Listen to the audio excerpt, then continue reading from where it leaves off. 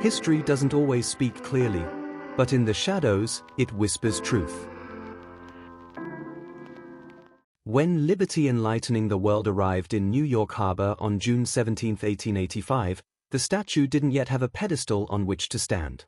It wasn't until more than a year later, when the statue more commonly known as the Statue of Liberty would be put in place.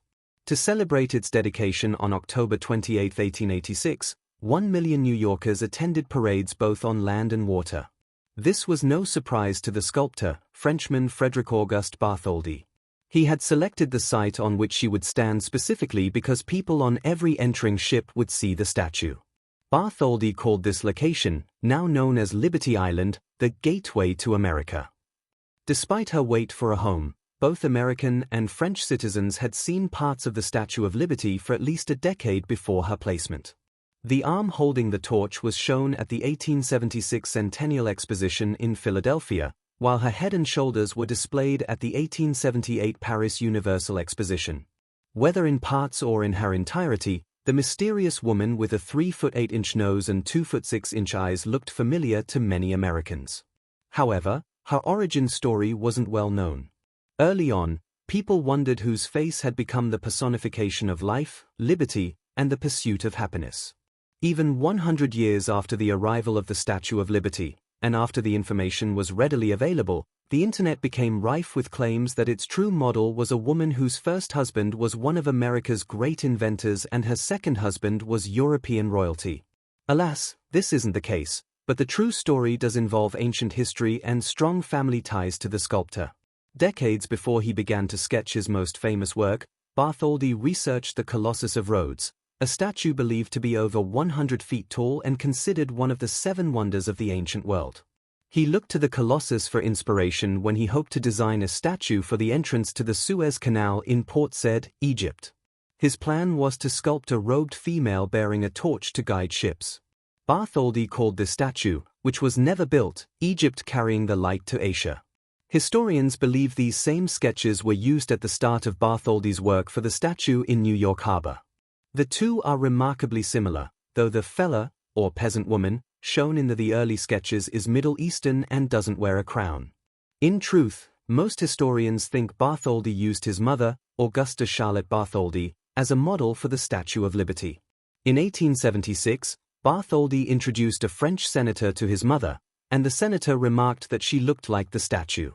Bartholdi responded that she was the model, according to Barry Moreno, author of the Statue of Liberty Encyclopedia and a National Park Service librarian at the Statue of Liberty National Monument and Ellis Island. Then, many years later, in the early 21st century, internet rumors began, insisting that Bartholdi's model was Isabelle Boyer, a French woman married first to the inventor of the sewing machine, Isaac Singer, and then to a duke from Luxembourg. There has been no documentation of this, and she isn't mentioned in the National Park Service's information about the statue. Another more likely inspiration is the Roman goddess Libertas, a female robed figure found on American coins and civic art beginning in 1793, according to Moreno, who wrote about her extensively in his book. Because of her status as a goddess, many Americans said the statue was disrespectful and not in line with the country's Judeo-Christian basis. One 1880 article said the Statue of Liberty proclaims that mankind receives true light, not from Christ and Christianity, but from heathenism and her gods. Despite this early reaction, the sight of Lady Liberty continues to be a hopeful symbol of freedom for many people, not just Americans. This might explain why there are hundreds of statues of liberty of all sizes around the world, including an original model in Paris and a replica in the first Legoland, in Billund, Denmark, that's made of 400,000 Lego bricks. There is one in Las Vegas and one in Tokyo Bay, but none of these works are as magnificent as the real thing, especially because of her impressive dimensions. From the base to the top of the torch, Liberty enlightening the world is 305 feet, once the tallest metal statue ever constructed. There are at least 2 other Statue of Liberty claims to fame.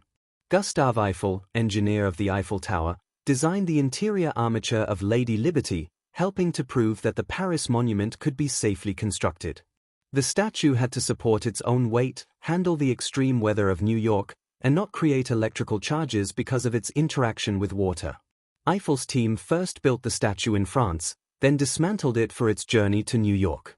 Second, the statue is also beloved for the poem, The New Colossus by Emma Lazarus, etched into her base.